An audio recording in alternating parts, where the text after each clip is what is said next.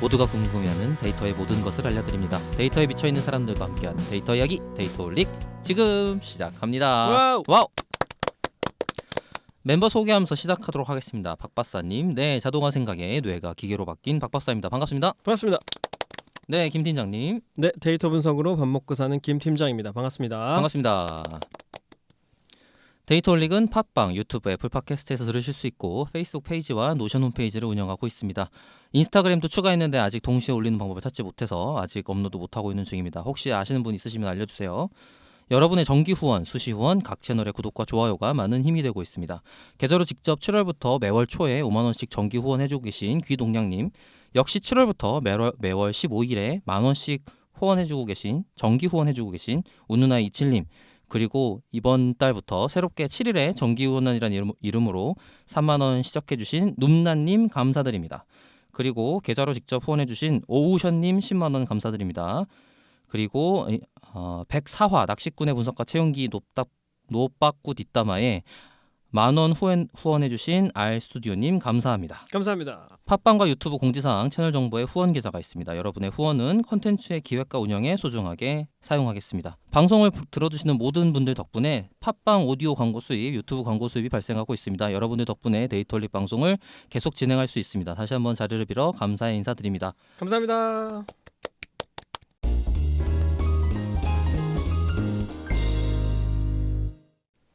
네, 여기까지 정기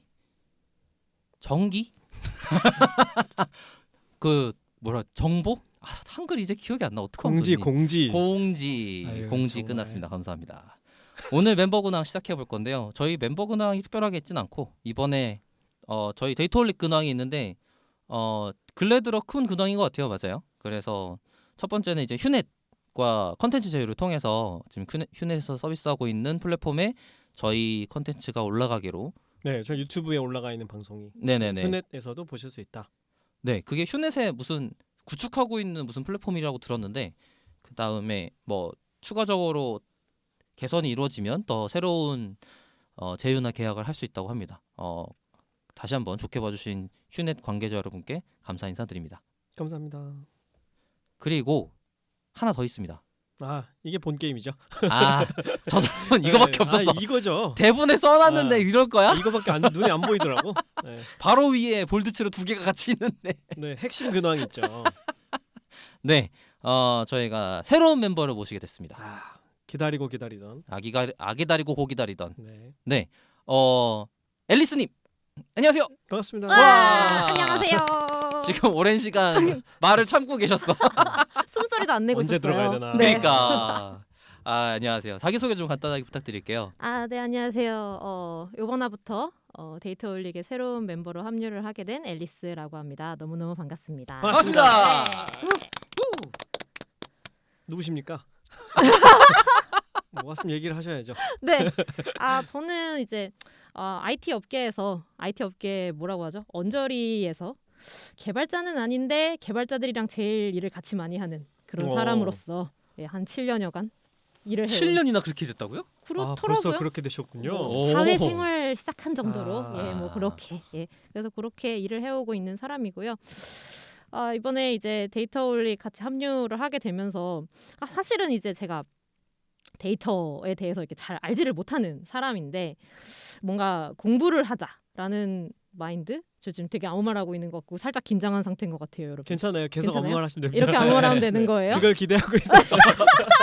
진짜 되는 대로 말을 하고 네, 있거든요. 저희가 요즘에 아무 말 텐션이 너무 떨어져서. 진짜요? 네. 진짜 지금 아무 말 하고 있는데 양해를 부탁드립니다, 청취자 여러분. 네, 그래서 이제 데이터에 대해서 조금 처음에 데이터올릭 이제 그 설명글을 보니까 데이터에 미쳐 있는 남자들의 어쩌고저쩌고 이런 식이더라고요. 맞아요. 네, 그래서 같이 한번 미쳐보려고 아. 왔는데요. 네, 잘 부탁드리겠습니다. 네. 그리고 놀랍게도 파이썬 팟입니다. 파이썬 파세요? 저요? 파이썬 파이신가요? 파이썬 파라는 게 뭐예요? 파이썬을 쓰는 사람?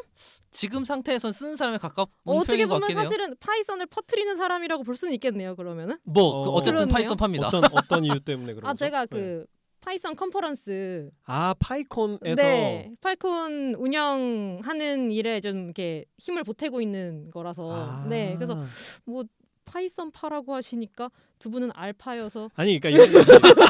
아니 파이썬 파라고 하려면 다른 파가 뭐가 있어야 되는데 알파. 파이썬 파밖에 없는데 그 다른 게 뭐가 있나요? 라고 지금 질문하는 것 같은. 네. 나밖에 아. 없는데 무슨 파야? 준비를 오랫동안 하고 계시고. 네. 그리고 사실 네. 그 점프 파이썬 편집하지 않으셨어요? 맞아요. 그렇죠. 네. 점프 파이썬 그 책의 편집자로 일을 하셨었어요. 아, 정말요? 완전 옛날 얘기죠. 그리고 완전 나서- 파이썬 찐 파이썬 파시네. 시작 아주 초기 때부터. 네.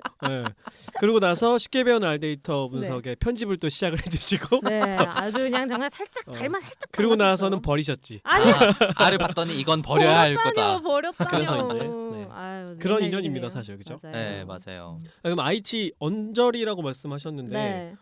어떤 일을 하시는 거예요? IT 언저리 이제 보통은 이제 IT 업계에서 일한다라고 했을 때 여러 가지 직군들이 있겠지만 뭐 대표적으로는 뭐 개발자, 프로그래머를 뭐 대표적으로 생각을 하실 수 있잖아요. 근데 이제 저 같은 경우에는 이제 그런 개발자분들을 조금 더 서포트하는 역할에 가까운 것 같아요. 그래서 IT 업계의 핵심은 아니고 그 언저리에서 도와드리는 역할을 하고 있는데 그래서 뭐 구체적으로 뭐라고 해야 돼요? 팀 이름으로 말하자면 뭐 디벨로퍼 릴레이션스라는 일을 하고 있는 건데요. 데브릴. 데브릴이라는 이름으로 가지고 일을 하고 있는 건데 이제 개발자분들이 이제 뭐 공유 활동, 기술 공유 활동을 하시는 거를 돕는다거나 뭐 그 기술 공유를 하시는 그런 정말 자리를 제가 직접 만든다거나 뭐 그런 식의 일을 하고 있는 것 같고 뭐 회사 측면에서 보자면 회사의 그런 개발적인 측면의 이야기들을 대외적으로 알리는 대외적으로. 대외적으로. 그래서 이제 PR이 있잖아요. 네네. PR이 이제 퍼블릭 릴레이션이 이제 대중한테 이제 회사의 이야기를 전달하는 그런 일이면 DR은 디벨로퍼 릴레이션스 개발자들에게 회사의 이야기를 전하는 그런 개발자들한테. 그냥 정확한 타깃이 개발자인 거예요. 온리 그래, 개발자. 개발자를 위한 조직인 거예요. 그렇죠. 개발자들이 무슨 일 하는지를 사람들한테 알아먹게 하는 게 아니고 아니. 그렇죠. 개발자들한테 네. 회사가 이런 방향으로 가고 있다든가 네네네. 목표를 우리 얘기해 내부의 준다던가. 개발자들은 이렇게 일을 한다던가 네. 아니면 우리 개발자 잘났어요라든지 아니면 우리가 만든 것 중에 이게 네. 좋아 보이는데 어때요라든지 이런 일을 하는 거죠. 맞아요. 그런 일이 이제 구체적으로 하는 일들이고 이제 그 좀 더 나아가면 뭐 이게 멋있게 좀 말하자면 그 한국 IT 생태계에 이바지를 하고 있다. 그 정도로. 언저리. 언저리에서 좀 더 정확하게는 언저리. 언저리에서 이바지하고 있다. 그렇군요. 네. 개발자들이 일을 좀 잘하실 수 있게 도와드리는 역할이다 이렇게 이해하면 되나요? 일을 잘한다는 거는 약간 그래도 뭔가 그 개발 환경을 좀 개선하는 일 같은데 그거랑은 또 그렇다기보다는 좀 다르고. 문화적인 측면, 문화를 문화적인 조성한다. 측면에서 조성한다. 그게 좀 직접적으로는 회사의 개발자들에게 회사 PR을 해서 음. 우리 좋은 개발자 많이 오게 해주세요 같은 역할을 하는 거예요. 그게 또 이제 네. 한국 약간 제가 일을 하다 보니까 한국 쪽에서는 거기에 조금 더 가까워요. 뭔가 약간 채용적인 측면 그런 것도 조금 있을 수 우리의 있는데 회사 이미지를 예쁘게 만들어서 그럼 회사 밖에 있는 사람들한테 우리 밖에 회사의 개발자들에게. 조직 문화를 설명해주고. 그러니까 우리가 그 안에서 일 안 해보면 모르잖아요. 모르죠, 어떻게 일하나? 그러니까 저 회사 가면 어떻게 일하는지 알려주면 오고 싶을 수 있잖아요. 좋으면 그리고 일하는 사람들 소개시켜줘 갖고 저 사람이랑 같이 일했으면 좋겠어라고 쉽게 만든다거나.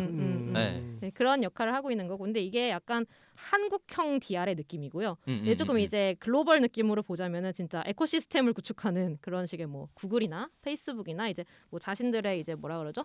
서비스나 뭐라 그래요 그걸 저한테 물어보시면 제가 어떻게 합니까? 프로젝트, 오픈 소스, 뭐 그런 거 서비스, 제품. 그런 거요. 척척히 알아주시네요. 그건데요. 그런 것들을 쓰게 만드는 밑바탕을 만드는 일들을 좀 더 많이 하고 있는 것 같다는 생각이 들어요. 그야말로 문화 조성이 원래는 포커스가 되는 거군요. 그렇죠. 이 분야도 되게 재밌는 것 같아요. 이거 자체로도 나중에 한번 소개해 주셔도 좋을 것 같아요. 그러네요. 저는 되게 생소하거든요. 그렇군요. 이게 모든 개발 조직에 다 이런 직들이 있나요? 엄청 아니면- 큰 데만 있어요. 개발자가 굉장히 많은 그런 네, 조직에서는 개발자가 메인이거나 네. 엄청 크거나 IT 조직이거나 이런 데만 있어요. 그럼 중소규모 조직에는 없는 곳들도 많겠네요. 거의 대부분 없어요. 근데 거의 이게 없다. 사실은 그 팀으로 있는 게 흔하지 않은 거지. 이런 기술 공유 활동을 스스로 하시는 개발자분들도 계시기 때문에 개발자 그쵸. 중에서 그쵸. 그분들이 뭐 어떻게 보면은 DR 활동을 하시는 개발자다라고 볼 수도 있는 쉽게는 거죠. 외부 활동을 열심히 하시는 개발자분들은 각각 계실 수 있는데 응. 그것만 딱 떼서 팀으로 전담팀이 있는 만들어진 경우. 거는 드물다. 네, 맞아요. 그죠, 엄청나게 큰 회사란 얘기죠. 그죠? 아까 말했잖아요. 구글. 우리가 지향하고 있는 곳은 뭐 구글, 뭐 어. MS 이런 데다. 걔네랑 싸우려면 있는 조직 이런 느낌인 거지. 걔네랑 우린 조금 다르긴 한데. 살려주세요. 한다. 알려주세요. 네. 네, 알겠습니다. 거기까지. 네, 그래서 앞으로 데이터홀릭에서 어떤 역할을 하려고 기대를 하고 계세요? 아, 네. 이런 걸 하고 싶다. 그럼 이런 걸 하고 싶다. 그 처음에 이제 자기소개했을 때도 얘기를 했지만 뭔가 데이터를 잘 모르면서 이 세상에 왔는데 그래서 두 분께서 이렇게 재미나게 하는 얘기들을 들으면서 배워간다고 해도 될까요? 배워가면 저희한테 빨대 꼽으시면 됩니다. 배워간다. 뭐 배워간다. 익숙해진다 정도는 될 수 있을 것 같아요. 네, 그러면 음. 배워가면서 익숙해져 보고 그리고 일단은 그 이런 데이터 관련 얘기들을 조금 더 쉽게 접하실 수 있게 청취자분들이 제가 그런 것들을 조금씩 잘 모르니까 그런 것들을 두 분께 좀 여쭤보면서 그런 청취자분들의 이해를 제가 조금 더 도와드릴 수 있는 부디 근데 너무 잘하시는 분들이 막 들으면서 이 사람은 왜 이런 걸 질문하는 거야 이런 생각을 하실까 봐 조금 살짝 걱정은 돼요. 아니에요. 아니에요? 필요 없는 걱정입니다. 전혀 그렇지 않아요. 그래요? 네. 그러니까 보통은 나는 그렇게 생각 안 해봤는데 나도 생각해볼까? 이거 왜 내가 대답 못하지?가 더 많아요. 아니야. 네. 그것도 오해입니다. 대부분은 저게 지금 무슨 말이지? 그치? 저게 무슨 단어지? 뭐 이런 정도가 더 많다고 이게 생각하시죠. 훨씬 많고요. 네. 근데 박 박사가 생각하는 건 이제 네. 조금 이 분야에 계신 분들의 네. 관점이고. 방금 걱정하신 분들은 네. 이 정도 생각을 한다지. 네. 예, 예. 네. 음. 네. 근데 사실 제가 이제 앨리스님이랑 같이 했으면 좋겠다고 열심히 강변을 했었는데 아하, 네. 제가 이제 바라는 건 뭐였냐면 원래 제 책 작업을 처음에 해주셨을 때 네. 좀 되게 힘들었어요. 음. 왜냐하면 제가 이제 글을 지금 쓰면 당사자 앞에서? 괜찮아요.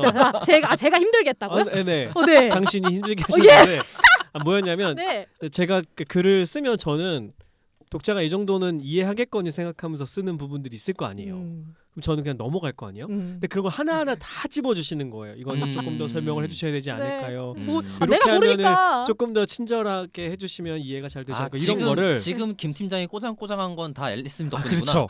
그때 그 태도를 제가 그때는 너무 힘들었으나 그거를 제가 입수해버린 거, 수입해버린 거죠. 네, 그래서 그런 역할이 우리 데이터홀릭에 좀 필요하다는 생각이 좀 들더라고요. 그러니까 어느 시점부터 우리가 지금 척척 뭘 말하면 무슨 얘기하는지 알기 때문에 맞아요. 서로 안 물어보고 계속 그냥 넘어가는 거예요. 그래서 이게 좀 어떤 면에서는 매너리즘이라고 생각할 수도 있고 그치.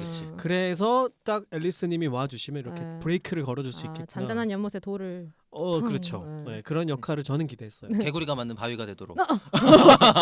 뭔가 뭐 사람만 나오면 되죠. 뭐. 네. 그런 그런 역할을 기대하고 있기 때문에 네. 그때와 같은 그런 심정으로 모르는 게 있으면 네. 그런 걱정하지 마시고 네. 가감 없이 네. 물어봐 주시면 좋겠습니다. 네, 알겠습니다. 왜 커뮤니티나 이런 활동하시니까 좀 아시잖아요. 가장 좋은 기회가 질문이거든요.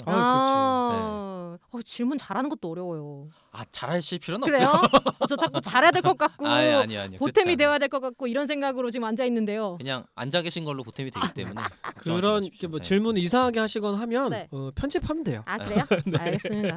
네, 모르겠어요. 제가 말해놓고 이상하면은 또 저 아무 말 하는 것 같은데요. 괜찮습니다. 이러고. 아무 말이나 해주셔도 괜찮습니다. 알겠습니다. 이제 다음번 녹음 시간까지 이제 소개 멘트 준비하시면 될 것 같아요. 소개 멘트요. 소개 멘트. 네. 큰일 났어. 1화 동안 아마 아무 내용도 머리에 안 들어오실 문장 만드느라 카피 만드느라. 두 분은 아주 입에 짝짝 붙어가지고 진짜로 제가 이제 팟캐스트를 많이 들어본 거는 아니지만 이제 소개 멘트를 딱딱딱 하시는데 진짜 방송 같은 거예요. 근데 그거를 저는 100번 넘게 했으니까 입에 붙는 거죠. 뭐. 그죠? 그러네요. 진짜 100번 넘게 했어요. 네. 그죠? 100화 넘으셨잖아요. 네네 그죠? 맞아요. 그러네요. 저희도 근데 중간에 몇 네. 번 바꿨어요. 박 박사도 바꾸고. 내가 뭐 했었지 원래? 그걸 모르겠어.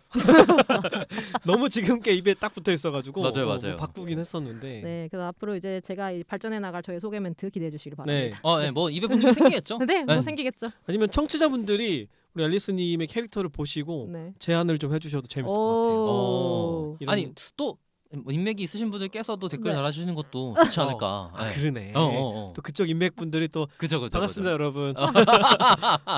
저의 인맥, 이 작고 작은 인맥에서 일단 파이콘 분들을 다 끌어오는 걸로 아래 세계로. 세상에. 아니지. 우리가 파이썬의 우리가 하는 건가? 네, 파이썬의 주제까지 커버하면 되죠. 우리가 스며들면 되겠네요. 그럼요. 좋습니다. 네.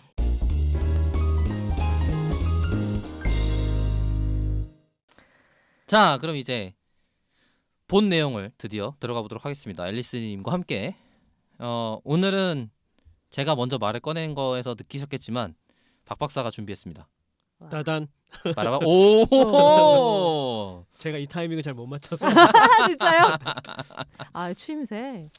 제가 이번에 할 주제는 컴퓨터에게 학습시키기입니다. 컴퓨터가 학습하는 방법이 더 맞는 것 같아요. 그러네.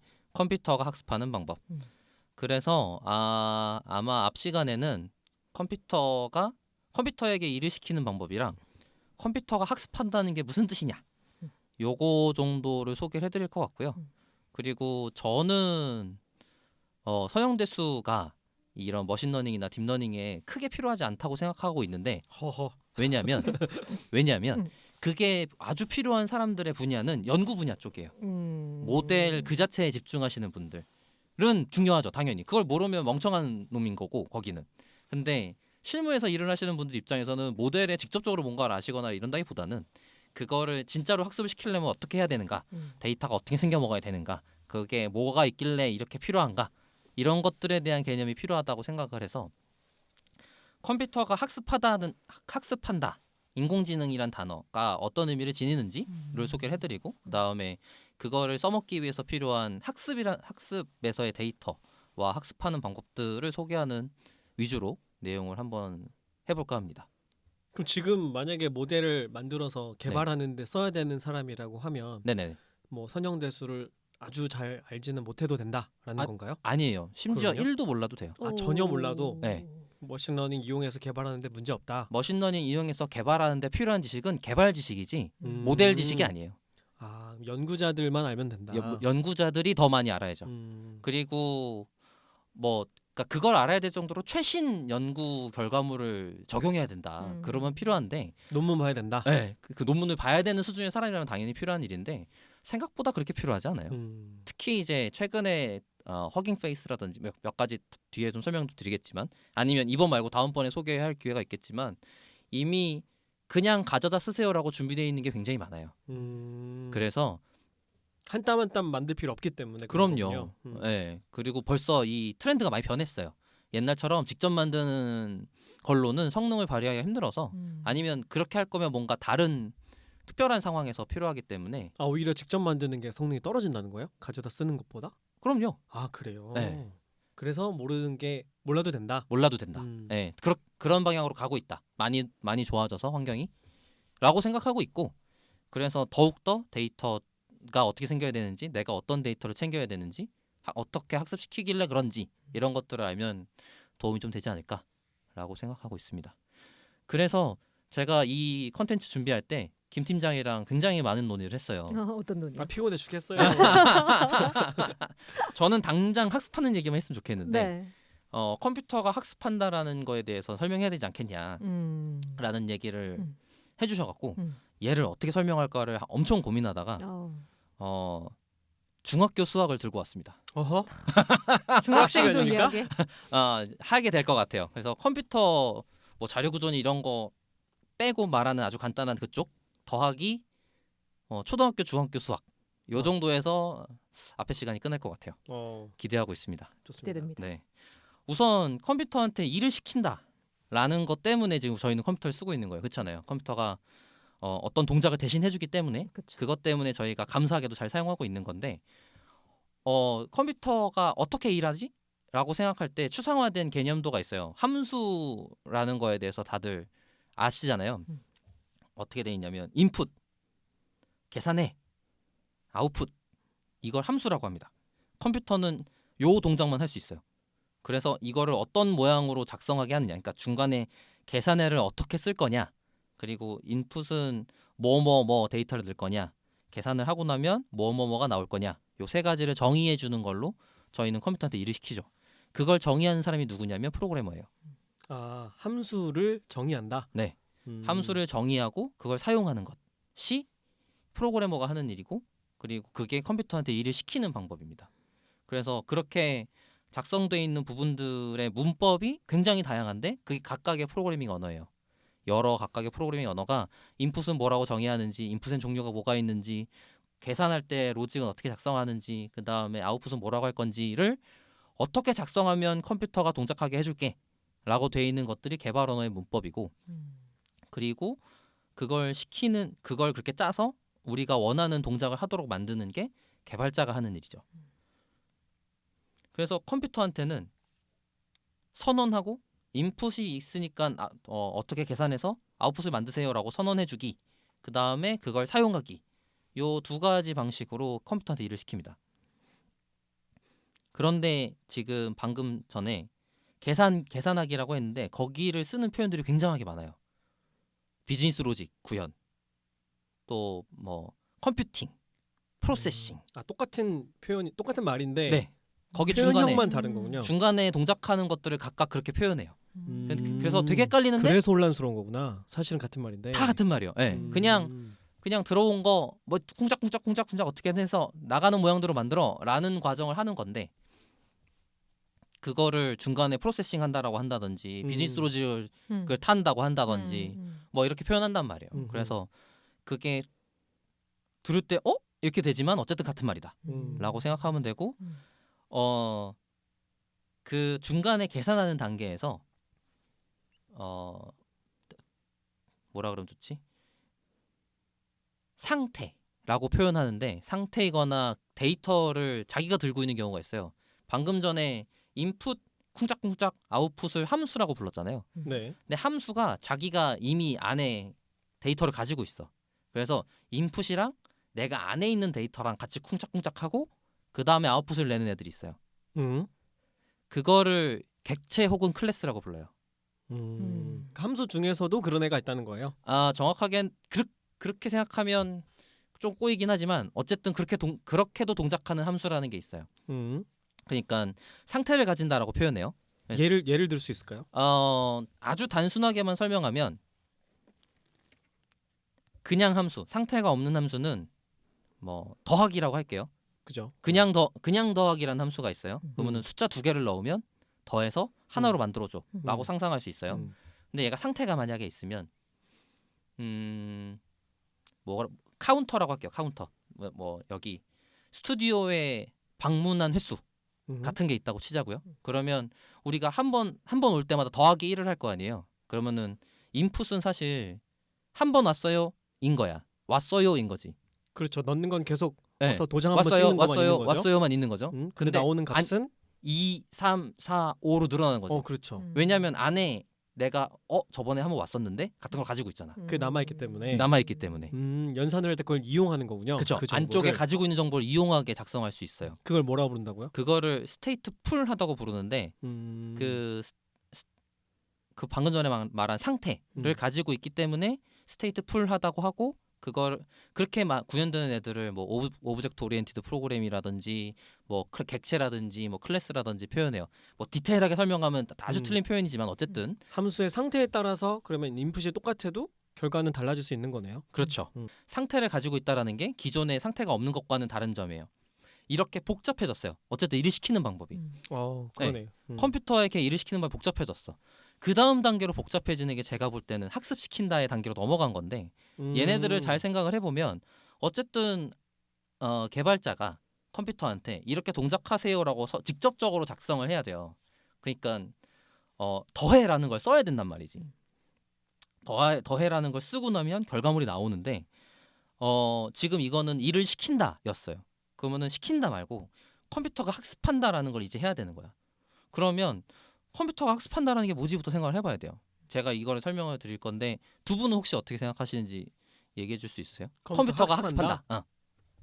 컴퓨터 학습한다라는 게 무엇이냐? 뭔가 미리 그 함수를 미리 정의를 다 해놓고 그걸 돌리는 거? 공부를 하도록?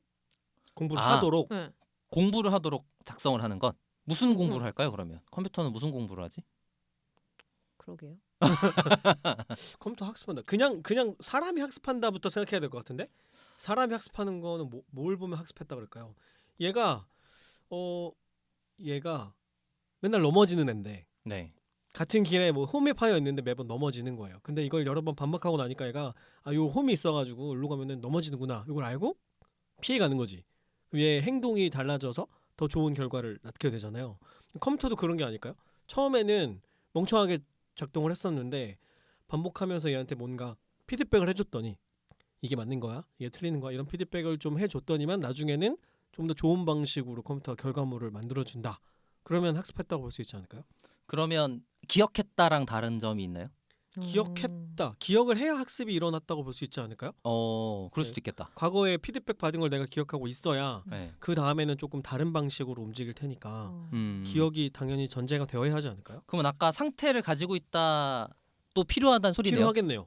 과거의 역사를 내가 알아야 음. 똑같이 반복하면 우리가 그걸 학습했다고 볼 수는 없잖아요. 그냥 그죠. 멍청한 거지. 그렇게 안 해야 좀 배우네라고 우리가 생각을 하게 되니까. 그러면 생각을 해볼게요. 컴퓨터한테 일을 시킬 때 저희가 처음에 우리 다 같이 네. 개발이라는 걸 처음에 배웠던 때로 돌아가 보자고요. 음. 엄청 융통성 없지 않아요? 융통성이라고는 없죠. 그죠? 시킨 것만 할 수 있잖아. 문법을 안 지키면 동작을 안 하잖아. 그렇죠. 아유 띄어쓰기 하나만 잘못해도 아무것도 안 되는데. 쉼표 하나만 잘못해도 그렇죠. 문제가 발생하고. 뭐 줄만 안 맞춰도 안 되기도 하고. 네, 네. 컴퓨터한테 일을 시키는 거 원래 그런 일이었어요. 근데 학습시킨다는 인풋 모양이 조금 더 그것도 뭐 들어오는 모양이 한정적으로 똑같아야 되긴 하겠지만 아까랑은 조금 다르게 인풋의 모양이 그쯤 돼도 아웃풋을 내보낼 수 있도록 만들게 시키는 것을 학습한다라고 볼 수도 있을 것 같아요. 이런 것 같아요. 아까 제가 얘기했던 거에 비유를 다시 들면은 어. 홈이 네모나게 파여 있어서 얘가 이거 학습해서 피할 수 있게 됐어. 어. 근데 동그란 홈인데 여기에는 빠지는 거야. 그럼 이건 학습이 안 일어난 거지. 오. 얘가 동그라미를 보고도 이거는 옛날에 본 건 아니지만 홈이니까 피해야겠구나. 그래서 피해가면 얘가 좀 배웠네라고 생각할 수 있는 거지. 비슷할까요? 그럴 수도 있을 것 같아요. 지금 학습한다라는 게 뭔지를 계속 저희가 고민을 해야 되는데 제가 이 뒤에 뭘로 설명해 드릴 거냐면 컴퓨터가 학습하는 건 저희가 초등학교 중학교 때 배웠던 방정식 풀기랑 같다라고 할 거예요. 실제로는 그게 다예요. 학습한다는 게 컴퓨터의 학습은 그게 다예요. 그래서 그거가 뭔지를 좀 설명해 드릴 거예요.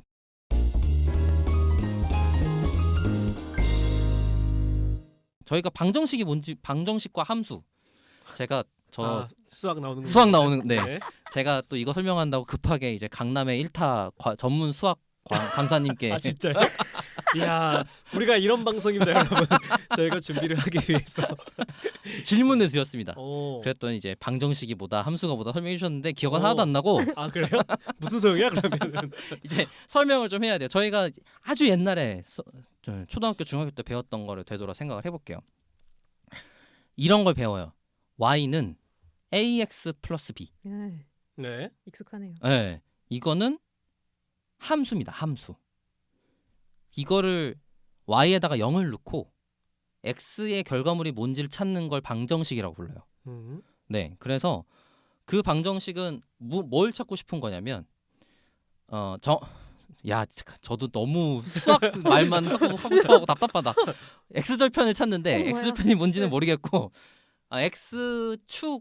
x축이랑 그래프가 만나는 점의 개수나 뭐 거기 값이 뭔지 이런 걸 찾는 걸 방정식이라고 불러요. 저희는 그 x값이 뭔지를 찾는 걸 어렸을 때 배웠어요. 그리고 아까 말했던 y는 ax 플러스 b일 때 a, b에 숫자가 있었어. 숫자가 있는 상황에서 그렇죠. y에다가 0을 놓고 x가 뭐지? 라는 걸 찾는 문제를 풀었단 말이에요. 근데 컴퓨터가 학습하는 건 뭐냐면 컴퓨터한테 x랑 y가 나한테 이만큼 있어라고 알려줘요. 그리고 너 집어넣어서 a랑 b 찾아 라고 하는 게 컴퓨터가 학습하는 거예요. 그렇게 컴퓨터가 학습하고 나면 a, b가 만들어져요. 예를 들어서 어떤 숫자 a, b를 찾았어요. 그럼 끝난 거야. 컴퓨터 학습이 끝났어. 그 다음부터는 결과물을 뱉어요. 어떻게 뱉냐고? x를 넣으면 a, b랑 계산해서 y를 뱉죠. 앨리스님 이해되셨나요? 안 됐을 거야. 저도 중학교 나왔습니다. 이거 중학교 나왔으면 아는 거예요? 그럼. 그렇구나. 네. 그러다 보니까 지금 여기에 뭐 연립방정식이니 뭐 부정방정식이니 이런 것들이 나오는데 그것들을 정교하게 하는 걸 노력하는 걸 서형대수라고 불러요.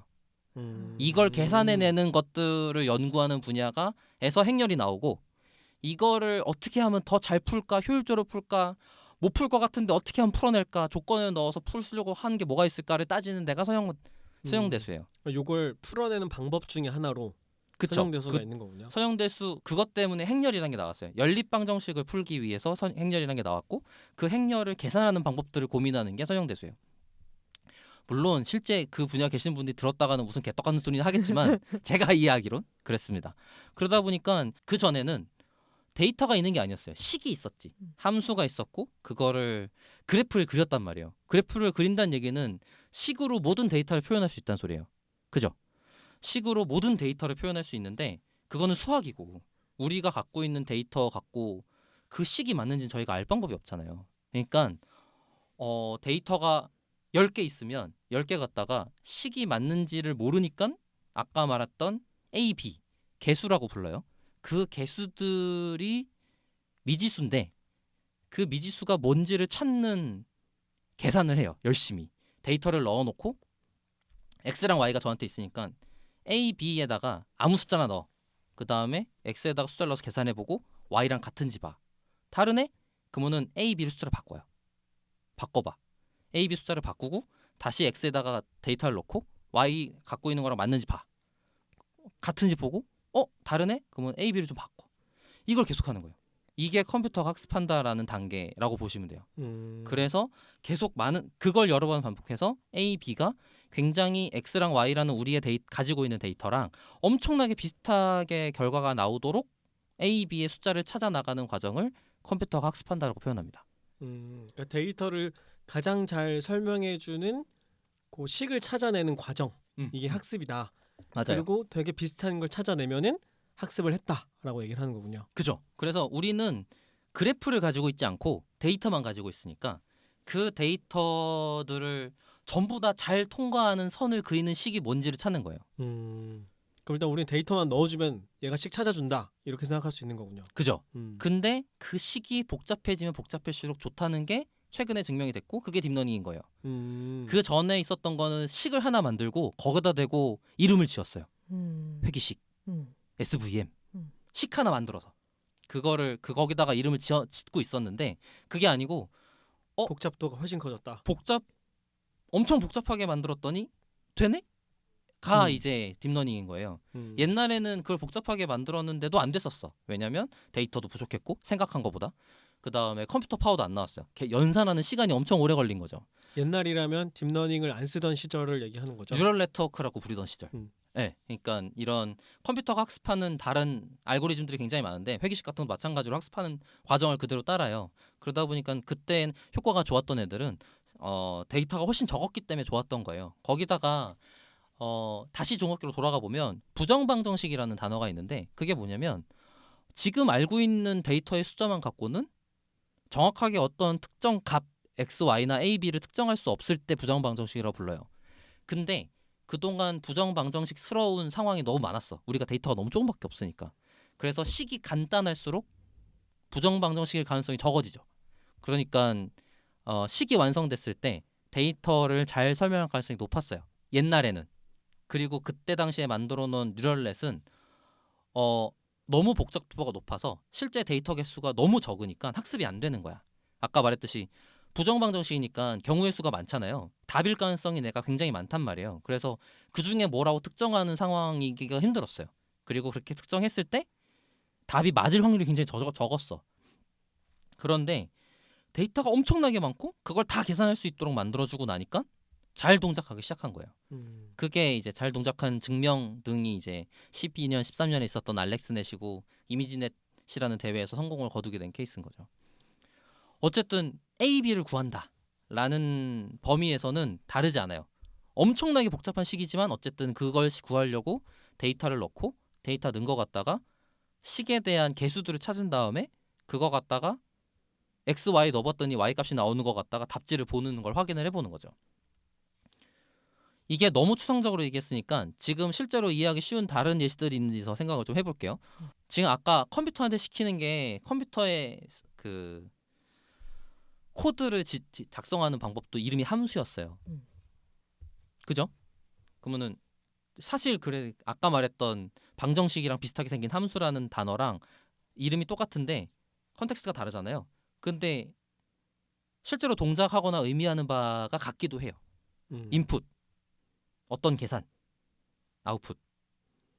Y는 AX 플러스 B. A, B를 작성하는 게 중간의 과정. 그럼 X라는 인풋, Y라는 아웃풋. 그래서 같은 함수라는 뜻이에요. 그 부분이 그러네 하고 보면 되게 뭐라 그러지? 뭐 비용하는데 그렇다고 썩 쓸모가 있진 않아요.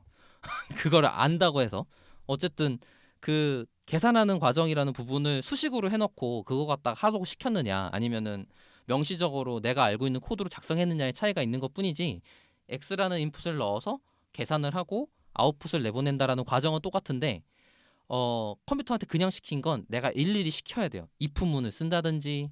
그러니까 확률적인 동작이라는 게 존재하지 않아. 그냥 내가 뭘 넣으면 그대로 무조건 나오는데 그거에 변경이 없어요. 근데 컴퓨터 학습을 시켜서 그 결과물을 쓰는 건 단계가 2개가 된 거예요. 코딩하는 과정이란 게 있었는데 원래는 사람이 어떤 비즈니스 로직에 대한 요구사항을 들어서 이걸 해결하기 위해서 타이핑을 열심히 해. 그 다음에 실행! 그러면 동작하게 만드는 거죠. 근데 방금 컴퓨터가 한 데 부분을 요구사항을 들어서라는 단계를 그렇게 하는 게 아니고 이미 뭔가 잘 만들어져 있는 데이터가 있다고 가정했을 때 그 데이터 갖다가 컴퓨터가 개수들을 찾아서 타이핑해서 만들어진 것 같은 과정을 대신해주고 그렇게 만들어진 애가 개수들의 총합, 개수들의 결정인데 지금의 필드에서는 웨이트라고 불러요. 그리고 웨이트의 모음을 모델이라고 부르고 그래서 모델에 인풋을 넣으면 계산을 쫙 해서 아웃풋을 내는 거죠. 그러니까 안쪽에 사람이 타이핑을 해서 넣느냐 그 데이터를 갖고 웨이트를 찾아낸 모델이라는 거를 작성한 다음에 그거 갖다가 안에다가 넣느냐라는 단계의 차이가 발생했어요. 그러니까 움직이는 방식은 똑같은데 똑같죠. 그 방식을 만드는 과정이 사람이 직접 해주느냐 아니면 데이터를 넣어주면은 움직이는 방식을 스스로 결정하게 하느냐 요 차이만 있다는 거죠. 그죠. 원래는 그 데이터를 보고 동작하게 만드는 짓을 사람이 일일이 썼어요. 이럴 땐 이렇게 하나하나 네. 써줬었는데 이제 그거 안 한다는 거죠. 안 한다는 거죠. 그게 학습하는 과정이 앞 단계에 생겼고 그것 때문에 이제 모델을 갖고 인풋, 함수, 아웃풋 하는 동작을 수행할 수 있게 된 거예요. 그래서 기억한다라는 부분이 어떻게 발생했냐면 아까 그 웨이트, 그걸 개수들 찾아내는 과정 속에서 기억하는 것처럼 효과가 나타나기 시작했어요. 그 웨이트가 무지하게 많아지니까 얘가 기억을 하네? 같이 되기 시작한 거야. 앞에 데이터에 어떻게 반응했다라는 게 남아 있다는 거죠. 그죠. 뭐 처음에 말하는 전에는 넘어졌는데 그 다음에 안 넘어졌어요가 웨이트의 변경이 일어난 거예요. 그러네. 웨이트의 변경이 일어나서 안 넘어지는 동작을 하도록 웨이트의 썸의 결과물이 나오게 된 거지. 그러니까 원래는 네모만 피해가라였는데 이게 네모라서 피해야 되는 게 아니라 파여 있으면 피해야 되는 거구나 이렇게 수정된 거죠. 그죠. 그렇게 학습되도록 하려면 웨이트가 엄청나게 많이 필요하지만 어쨌든 그런 과정을 거친다. 그리고 데이터도 엄청나게 많아야 되지만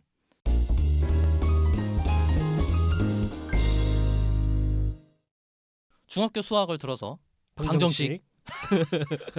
방정식과 함수를 갖고 컴퓨터 학습한다라는 게 뭔지를 설명을 좀 해드렸습니다. 그래서 코딩 잘하려면 수학 잘해야 된다는 얘기가 나오는 겁니까?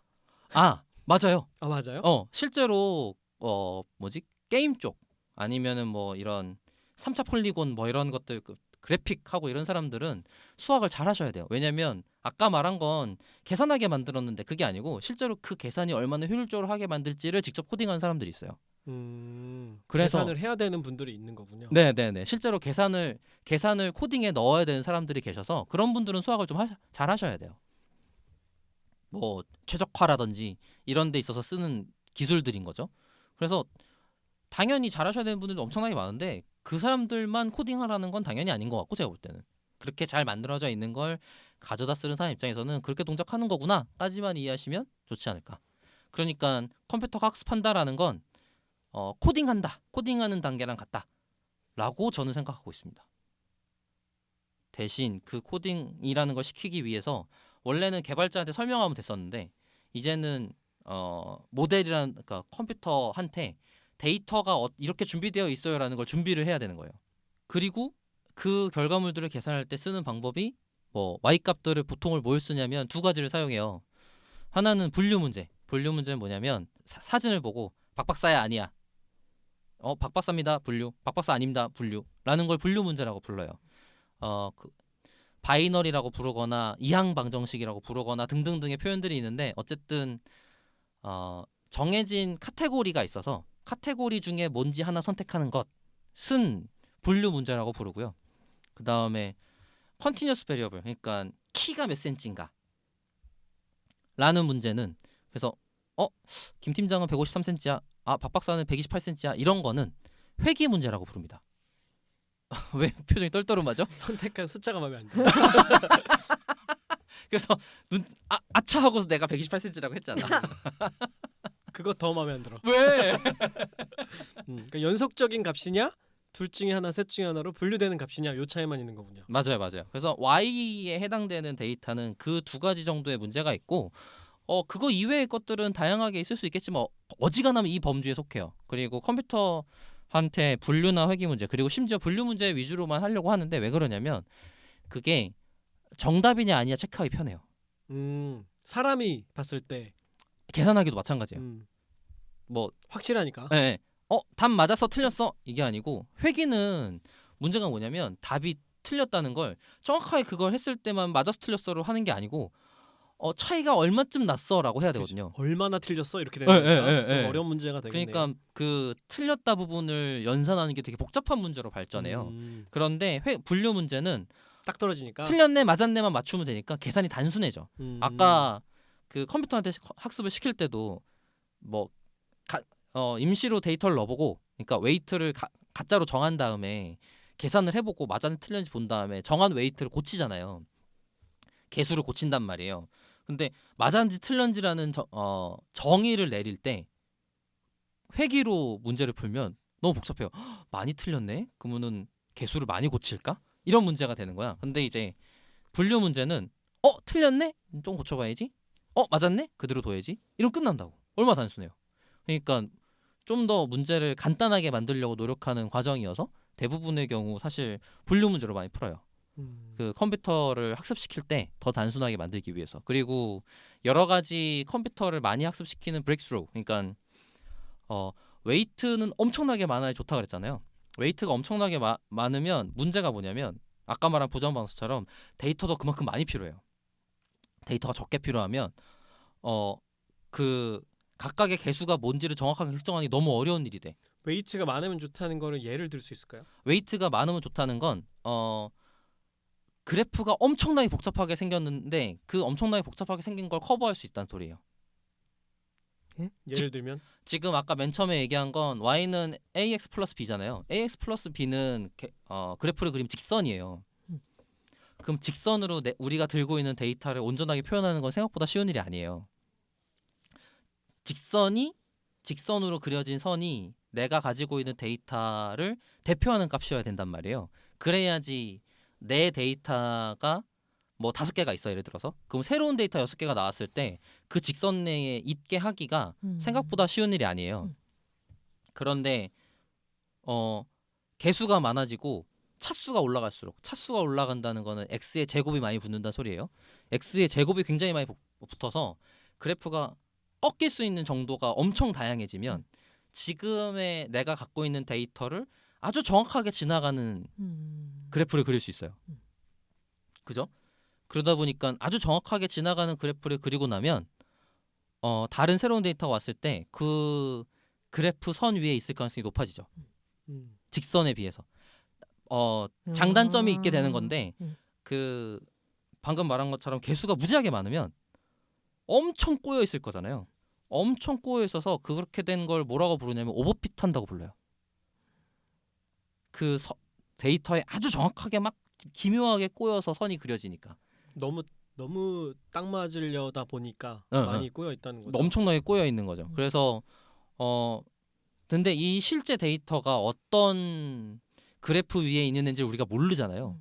그러니까 적당한 꼬임을 가졌다는 애라고 가정하고 문제를 풀어야 데이터가 조금만 있어도 학습이 되고, 그죠? 데이터가 많이 꼬일수록 데이터가 많아야지 잘 학습되는 거니까. 그러니까 데이터가 적어질 가능성이 생기죠. 그 다음에 설명이 보통은 표현을 어떻게 하냐면 강건하다고 표현하는데 새로운 데이터가 들어와도 엄청 크게 틀리지 않아요. 엄청 많이 꼬여 있으면 희한하게 꼬여서 틀릴 가능성이 높아지는 문제가 발생해요. 그래서 개수를 무지하게 늘리는 게 생각보다 쉬운 일이 아니었어. 옛날부터. 그게 쉬운 일이 아니었는데 그거를 잘 알려고 노력하는 과정들이 쭉 넘어오다가 그 개수가 무지하게 늘어나도 되는데 라는 여러 가지 방법들이 생겼는데 그 중에 하나가 이제 딥러닝이고 딥러닝의 컨볼루션 네트워크 뭐 이런 것들이에요. 뭐 피드 포워드를 통해서 뭐 네트워크 연결을 줄이고 뭐 이런 그런 단어는 하나도 안 중요하고 어쨌든 웨이트를 굉장히 많이 쓰지만 학습할 수 있는 그 뭐지? 가능성을 굉장히 제한해서 쉽게 적은 데이터로 학습할 수 있도록 만들어내는 노력들을 많이 했어요. 그게 결국엔 효과가 굉장히 좋았었고 그러다 보니까 그 과정들의 연구들이 많이 일어난 거죠. 그거에 굉장히 많은 극단적인 연구들을 하고 있는 중이고 많은 새로운 결과물들이 있어요. 특히 이제 제가 이제 다음 시간에 아마 소개를 더 해드릴 텐데 학습하는 몇 가지 방법들이 있거든요. 학습을 시키는 방법. 지금 저희는 지도학습이라고 불러서 y 값이 실제로 있는 경우만 설명을 해드린 거예요. 그거에 대한 방법들이랑 아니면 새로운 애들 뭐가 있는지 조금 더 설명을 드릴게요.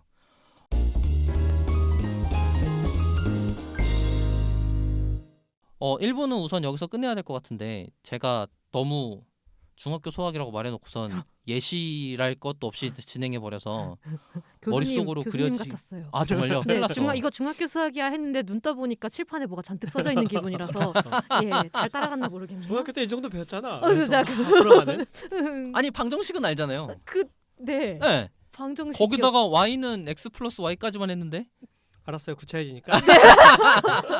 안다는 걸로 하고. 네. 이제 뭐 학습하면 아까 말한 xy의 개수가 엄청나게 많아지고 xy의 제곱이 엄청나게 많아지고 개수도 엄청나게 많아지고 인 단계의 거를 모델이라고 부르고 개의 개수들을 계산하는 방법들이 엄청나게 다양하게 있는데 뭐 효과적인 것들이 있다 없다 이런 일들을 이제 사람들끼리 하는 거고 그게 이제 뭐 연구하시는 분들이 연구를 하는 분야다라고 보시면 좋을 것 같아요. 어쨌든 개수를 구하는 과정, 웨이트를 구하는 과정이고, 그러니까 이 필드에서는 그걸 웨이트라고 불러요.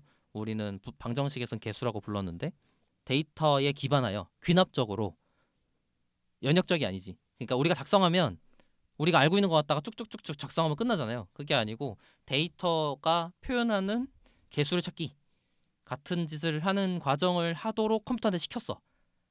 그러니까 컴퓨터한테 컴퓨팅 해라 시킨 거지. 그래놓고 결과물을 쓰는 게 컴퓨터가 학습하는 과정이다 라고 보면 좋을 것 같습니다. 김 팀장님. 네. 빨리 소감해 주세요. 소감이요? 갑자기? 아니면 뭐 질문하실 게 더 있으세요? 앨리스님 뭐 강의 자료 올려주시다. 수업 끝나고 강의 자료 올려주세요. 일단 저는 함수하고 모델을 비유해서 설명하는 부분 사실 저도 그렇게 설명하거든요. 아 그래요? 모델을 만드는 건 사실 그냥 함수 만드는 건데 응. 이 안에다가 데이터를 넣으면 함수가 만들어지는 그런 방법론이다 이런 식으로 비유해서 많이 설명을 하는데 박 박사도 비슷하게 설명을 해서 사실 저는 제가 원래 하던 식의 설명이라서 아 질문할 게 없구나. 뭐 그렇지 이렇게 하고 넘어간 거라. 근데 이게 전 그런 생각이 궁금한 점이 드는 게 이게 그러면 개발의 패러다임인가 모델을 만든다는 게 그죠? 개발을 하는 방법이 모델을 만드는 것으로 이렇게 대체되어 가는 건가? 그러면 지금 이제 개발을 시작하는 분들도 옛날 방식의 그런 걸 룰 베이스라고 하잖아요. 룰 베이스만 익히는 게 아니라 이런 모델링 하는 거를 점점 더 많이 익혀야 되는 그런 상황이 된 건가? 아니면 분야에 따라서 어떤 거는 모델 방식으로 해도 되는 게 있고 어떤 거는 여전히 사람이 직접 룰을 집어 넣어주는 방식으로 할 수밖에 없고 뭐 이렇게 분야에 따라 다른 건가? 그런 게 좀 궁금해요. 개발자 입장에서. 그러니까 바뀌어가는 건지 아니면 그냥 분야가 좀 다른 건지. 지금은 분야가 좀 다르다로 관찰되는 것 같아요. 지금은? 네, 왜 그러냐면 그러니까 모델이 대체할 수 있는 기능이란 게 있는 거거든요. 어쨌든 기능이잖아요. 그러니까 그 전에는 컴퓨터한테 시키지 못한 일을 얘가 하네? 때문에 사람들이 미쳤어요. 없었던 뭔가가 나오니까. 네, 왜냐하면 룰 베이스로 이미지를 분류해라라는 문제는 너무 어려웠었거든. 잘 안 풀리는 문제였죠. 네. 근데 학습이라는 과정을 했더니 잘 되더라는 거예요. 이걸로 푸니까 풀린다가 있었던 거군요. 네. 그래서 이 분야만 하면 돼라고 사람들이 미쳐서 매달렸었어요. 그게 지금까지의 과정이었던 것 같아요. 그런데 데이터가 있다면 뭐든지 할 수 있어라고 저는 생각하거든요. 그러니까 그런 방향으로 많이 갈 것 같긴 해요. 그런데 그러려면 완전히 그런 어떤 인풋을 넣더라도 학습을 할 수 있는 제너럴 모델이라는 게 필요해요. 그러니까 아까 말한 방정식 모양이 필요해요. 어떤 인풋을 넣더라도 기대하는 아웃풋 모양대로 낼 수 있는 방정식 모양이 필요한데 그건 아직 연구 단계인 것 같아요. 네, 그러니까 지금은 어떤 특정한 인풋 모양 대비 분류 문제를 푸는 아웃풋만 나오는 형태에 특화돼 있어요. 그래서 그러니까 지금은 문제에 따라 맞는 모델들이 있다라는 그쵸. 게 일반적인 생각인데, 네, 근데 이제 점점 더 상관없이 아무데나 적용해도 되는 것들이 나올 거다. 그죠. 그럼 그때 되면 모든 일을 다 모델 중심으로 하게 될 거다 이렇게 예상하는 거예요? 모델 중심으로 실제로 일이 바뀌고 있어요. 아 지금 이미 그렇게 네, 되고 이미 있다. 바뀌고 있어요. 그러니까 지금 우리가 사람들끼리 하는 일들 중에 뭐 최근에 발표된 것 중 하나도 구글이 음성 파일의 압축 포맷을 머신러닝, 딥러닝 방식으로 만들어서 용량을 획기적으로 줄인 걸 최근에 발표한 게 있어요. 그러니까 MP3 같은 걸 또 만들었다는 거예요? MP3는 사람이 룰 베이스로 정의한 거죠. 근데 모델 베이스로 정의한 게 있어요. 근데 용량이 더 작아진 거예요? 용량이 훨씬 작아진 엄청 거예요. 반가운 얘기네 우리한테 특히. 우리 맨날 엄청 큰 음성 파일 웨이브 갖고, 보내고 있잖아요. 뭐, 웨이브 가지고 막 뭐 작업하는데 손실률 막 이러면서. 어. 예. 근데 그게 아니고 모델이 그렇게 하는 사례가 있고 뭐 이미지 압축률이야 뭐 옛날부터 당연히 같은 개념이네요. 예, 예, 예. 그런 뭐 JPG 이런 게 있었던 PNG 이런 게 있었던 건데 이제 모델 베이스로 압축하는 기술들은 벌써 많이 나왔고요. 그리고 뭐 컴퓨터 내부 동작들 기능들 중에 하나하나 그렇게 모델들로 정복당하고 있는 중이에요 이미. 예. 그래서 바뀌어가는 거군요. 예, 사람이 룰 베이스로 최적화를 하던 짓에서 그거를 모델 베이스로 넘어가서 최적화시키는 케이스가 계속 나오고 있고 아마 차근차근 변화될 거라고 생각해요. 그런데 이제 아까 말했듯이 데이터 드리븐 하다 보니까 결국에는 데이터가 소중해진 거고 얘를 어떤 데이터를 넣어야 되고 어떤 모델 형태가 돼야 되고 그 다음에 결과물은 어떻게 학습할 거고 컴퓨팅 파워 같은 삼박자를 두루 갖춰야 되는데 지금 아마 실제로 처음 접하시는 분들 입장에서는 완전히 모델 연구, 완전히 데이터 확보 뭐 이런 것들 한꺼번에 다 하긴 쉬운 일이 아닐 거고 실무에 계시는 분들일 테니까 조금 더 데이터 위주의 사전 지식이나 공부로 접근하시는 게 좋지 않을까 생각을 하는 거죠. 그래서 네, 지금 구글이나 이제 몇 가지 큰 기업에서는 자체적으로 확보할 수 있는 내부적인 데이터가 충분히, 그러니까 룰 베이스로 만들어져 있는 것들 가지고도 충분히 이후에, 그러니까 룰 베이스로 만들고 나면 데이터가 생기잖아요. 그걸 기반으로 다시 모델에 넣어서 성능을 개선하고 이런 작업들을 하고 있어요. 한 스텝 더 가는 거군요. 그죠. 그래서 원래 일이 그렇게 일어나고 있었어요. 사람이 탐색해서 만들어진 전체적인 것들을 갖고 한번 네, 해보고 그거 갖고 데이터가 만들어지면 그거 갖다가 데이터 모델을 학습시켜서 최적화하고 이런 과정들로 지금 일이 변화하고 있는 중이에요. 그럼 이제 개발자들이 해야 되는 일의 방식이 더 늘어난 건가요? 그러니까 모델링도 해야 되고 룰 베이스도 해야 되고 이렇게 늘어났다고 봐야 되나요? 뭐 그럴 수도 있을 것 같아요. 근데 이제 코딩하는 방법이 다변화됐다에 가까워 보이고 그렇다고 기존에 코딩하는 방법이 없어질 거라고 보진 않아요. 당연히도. 네. 그게 그래서 이제 기본이 되는 거고. 네, 그건 당연히 기본으로 하는 거고 뭐 오히려 그런 것들이 더 쉬워지거나 단순해지거나 더 많은 사람이 쓸 수 있게 만들거나 같은 과정으로 넘어가고 있는 중인 건 맞는 것 같은데 근데 어쨌든 코딩하는 그 자체가 없어질 것 같지는 않고요. 네. 그리고 이제 아까 말한 것처럼 데이터가 부족한 필드는 너무 당연하게도 모델한테 만들 수가 없으니까 어쩔 수 없어. 그런 건 손으로 해야죠. 그리고 어떤 분야를 탐색하는 과정에서는 어쨌든 손으로 하는 룰베이스 코딩이 1차로 발생해야 되기 때문에 처음에는. 네, 처음에는 무조건 처음엔 해야 되니까. 뭐 데이터가 없으면 어쩔 수 없는 거죠. 뭐. 맞아요. 뭘 하겠어요. 그러니까 필드의 구분이 약간 어떤 특정한 도메인이다가 아니고 데이터가 있냐 없냐. 데이터 있느냐 없느냐가 중요한 거지 어느 필드냐가 중요한 게 아니다. 모델한테 내가 선택할 수 있는 모델이 뭐 동작할 수 있는 환경인가. 그 다음에 그거를 잘 학습시킬 수 있는 데이터를 확보할 수 있는가. 뭐 이런 것들이 판단해야 될 기준이지 않을까 싶어요. 그래서 어떻게든 사업을 데이터를 남기는 형태로 변화시키려고들 하는 거군요. 맞아요. 이제 네. 디지털 트랜스포메이션 이렇게 얘기하는 거고. 그죠. 그리고 그 전에는 그 데이터를 갖고 인사이트를 얻으려고 사람이 쳐다보고 있었어요. 그 비즈니스 의사결정을 하기 위해서. 그게 이제 데이터 분석 과정이고 그거 갖고 하는 비즈니스 뭐 인텔리전스 이런 분야의 일인 것 같아요. 근데 이제 컴퓨터가 학습하게 만드는 과정은 그것 때문에 만들어진 의사결정을 직접 컴퓨터가 하게 해서 바로 제품에 넣어서 동작하게 만드는 걸 뜻하는 거죠. 아, 판단을 사람이 하는 게 아니라 그냥 자동으로 해서 컴퓨터가 네, 제품에까지 반영되게 하는 그죠. 거군요. 맞아요. 근데 그럼 그- 사람은 뭘 하나요? 그 뭘 만드는 걸 하는 거죠. 아, 그 과정을 만드는 걸 하면 된다. 그럼요. 예. 데이터 만드는 거랑 그렇죠. 어쨌든 사람이 라벨링해서 만드는 데이터가 없으면 하기 힘들다인 거니까 어쨌든 그런 것 같습니다.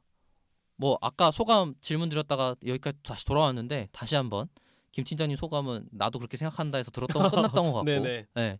앨리스님 소감 간단하게 들어보고 마무리할게요. 원래는 이게 이제 마무리 과정이에요. 네. 네. 근데 이렇게 길어진 거예요. 아 그렇군요. 질문이 중간에 훅 들어와갖고 아, 네. 그랬군요.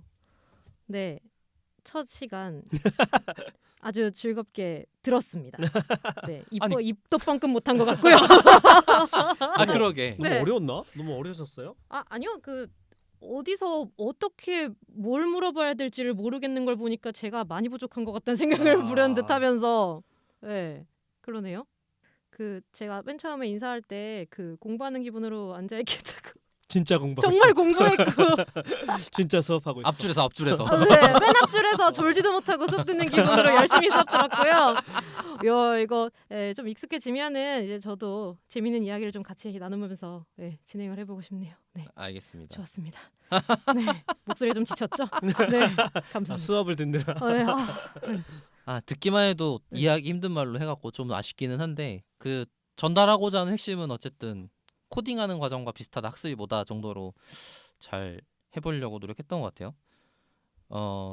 앨리스님 다시 한번 네. 방송에 참여해주셔서 정말 감사드리고 네. 1화를 참여? 네.